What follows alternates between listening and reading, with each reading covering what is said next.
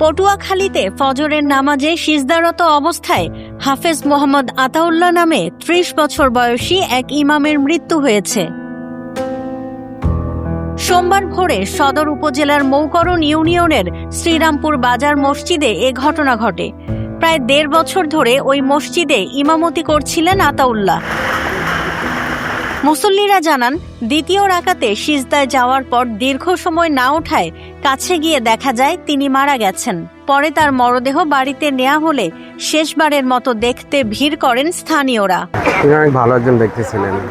তিনি মারা গেছেন মসজিদে ফজরের নামাজ পড়ানোর জন্য গেছেন এবং সুন্নত পড়তে গেছে। সুন্নত পড়া অবস্থায় সিজদারত অবস্থায় তিনি মৃত্যুবরণ করেন। মুসল্লিরা আইসা দর্শন করে তারপর মারা গেছেন। এই তো শ্রীরামপুর বাজার জামে মসজিদে নামাজ পড়াইতো, ওই জায়গায় ৫ ওয়াক্ত নামাজ পড়াইতো, ফজরের নামাজ পড়াইতো, সুন্নতের নামাজ পড়িয়া সিজদারত অবস্থায় মারা গেছে। ওই জায়গায় ফজর নামাজ পড়ছে, পিছনে উঠছে, হেডপরে 2 রাকাত সুন্নত নামাজ 1 রাকাত পড়ছে, আর 1 রাকাত পড়তেন এই অবস্থায় সিজদা অবস্থায় মারা গেছে।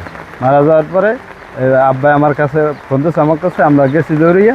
আমার চাচা আইয়া ডাক্তার দেখছে যে কি অবস্থা, পরে তো দেখা যায় নাই, মারা এই গেছে।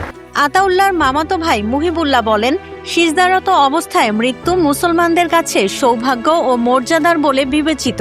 তবে মাত্র ৩০ বছর বয়সে তার মৃত্যু মেনে নেয়া পরিবারের জন্য অত্যন্ত কষ্টের।